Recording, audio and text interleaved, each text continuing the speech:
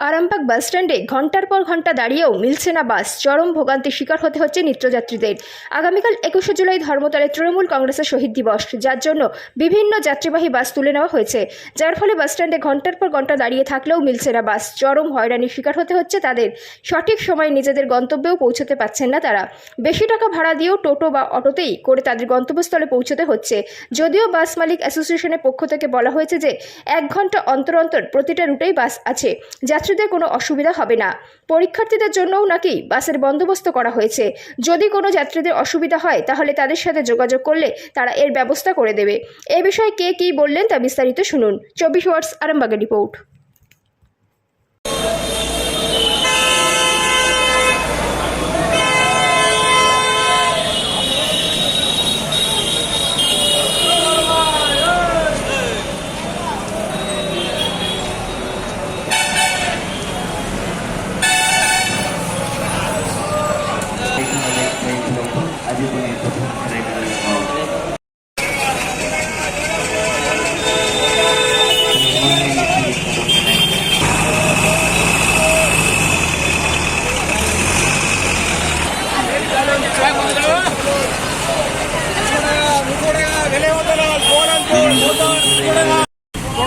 যাচ্ছেন কেন?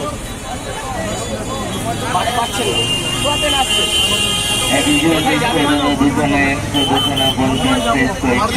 না প্রয়োজনে বর্ধমানে যখন আসছি বড়দিকে বাসটা পেলাম না, সবকিছু বাসে আসতাম ওটা পেলাম না। তারপরে পরে একটা বাস ছিল, সে আবার 6টা টাইম 6টায় গেলাম, এখানে গেলাম, এখান থেকে আমার কাজ মিটে গেছে, এখন বাড়ি যাবো। তো বর্ধমান বাস একটা নেই, বর্ধমান বাস নেই, এখন বিকল্প পদ্ধতি বেশি পয়সা দিয়ে টোটো করে যেতে হচ্ছে। এখানে আমি 100 টাকা এখন টোটো নিচ্ছে 300 টাকা দিয়ে এরকম পাবে, কিছু করে বাড়িতে যেতে হবে, অতিরিক্ত টাকা দিয়ে যেতে হচ্ছে। অবশ্যই বাড়ি যখন যাচ্ছেন আপনারা, আমরা দুজনে যাবো। আপনার নাম? আমরা তন্ময় ঘোষ, বাড়ি বর্ধমান। অপেক্ষায় আছেন, কোথায় যাবেন? বর্ধমানে, আমি বীরভূম ডিস্ট্রিক্ট যাবো আমি। আচ্ছা, হ্যাঁ, আমি আসছি আপনার ওই থেকে, ওই কী নাম বলে, কাশি রিপোর্ট থেকে, খেতিয়াপুর বর্ধমানে আগে।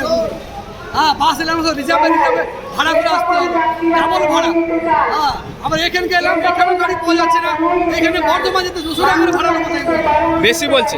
হ্যাঁ, অটোতে বলছে 200 টাকা ভাড়া, এখানে 50 টাকা ভাড়া, সেটা 200 টাকা করে বলছে।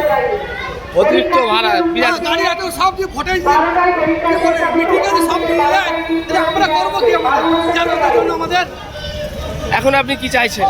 এখন আমাদের বাস টাস কোনো ব্যবস্থা নাই, কী করে বাড়ি যাবো? আমাদের রাস্তা আমাদের এটা কি সম্পূর্ণ 21শে জুলাইয়ের জন্যই হয়েছে এই বাস শট? বাসের তো কোনো ব্যবস্থা করছি না ওরা তো। আপনার নাম? আমার নাম শাহজাহান শেখ, আমি রামপুরহাট থেকে আসছি। আমি রামপুরহাট। রামপুরহাট, হ্যাঁ রামপুরহাট।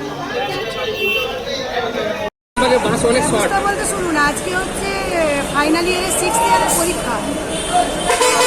পরীক্ষার্থীদের জন্য স্পেশাল গাড়ির ব্যবস্থা রেখেছি এবং প্রতিটি রুটে আমরা গাড়ির ব্যবস্থা রেখেছি, যাতে কোনোরকমভাবে যাত্রী সাধারণ হেনস্থা না হয়।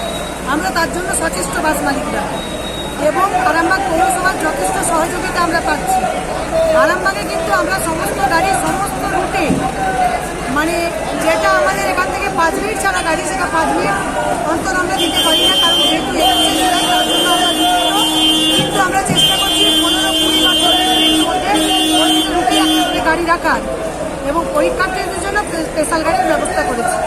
কোন দিকে পরীক্ষা হচ্ছে? কোথায় পরীক্ষা ব্যাঙ্গাই কলেজে আছে, কামারপুকুরে আছে, সব রুটেই আমরা গাড়ি দিচ্ছি। সব রুটেই গাড়ি দিচ্ছে? একদম সব রুটেই আমাদের গাড়ির ব্যবস্থা আছে। 12টায় পরীক্ষা শেষ হবে, এখন 12টায় গাড়ি যাচ্ছে, আবার 1টায় পরীক্ষা শেষ হবে, আবার 1টার সময় একটা গাড়ি যাবে ওনাদের নিয়ে আসার জন্য। আমরা কামনা করি স্টুডেন্টদের উজ্জ্বল ভবিষ্যৎ, কারণ ওরাই আমাদের আগামী প্রজন্মের ভবিষ্যৎ। সাধারণ মানুষদের জন্য অনেক সমস্যা হচ্ছে, সেই জায়গাটায় কি ব্যবস্থা নিচ্ছে? না, সাধারণ মানুষ অনেক খুশি।